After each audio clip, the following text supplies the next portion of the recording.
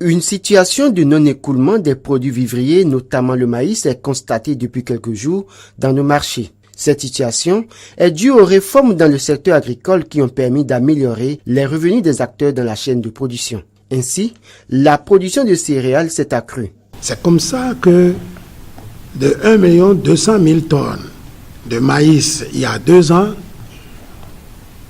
la campagne dernière, nous avons fait 1 600 000 tonnes. Les perspectives sont encore très bonnes pour la campagne en cours, en dépit des inondations constatées à des endroits donnés.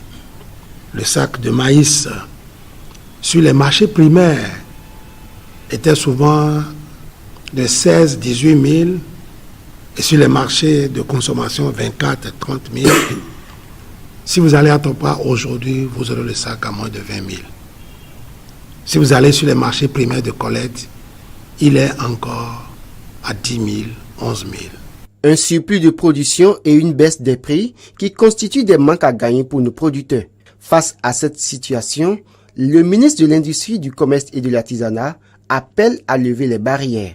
En ce moment, nous ne devrons pas empêcher la sortie de ces produits. Parce que les quantités qui existent aujourd'hui, même tous les Béninois ne peuvent pas finir d'en consommer. Donc nous devons en ce moment encourager la sortie de ces produits-là. Nous tenons ici à rappeler qu'aucun gouvernement, aucun membre du gouvernement n'a jamais interdit l'exportation des produits vivriers, surtout en premier lieu le maïs. Et nous devons encourager la sortie de ce maïs-là par toutes les frontières, que ce soit frontières maritimes, que ce soit frontières aériennes, que ce soit frontières terrestres, le maïs est autorisé. Nous lançons un appel aux forces de l'ordre, que ce soit les forces de l'ordre de la douane, des commissariats de police, des aéroports et des frontières.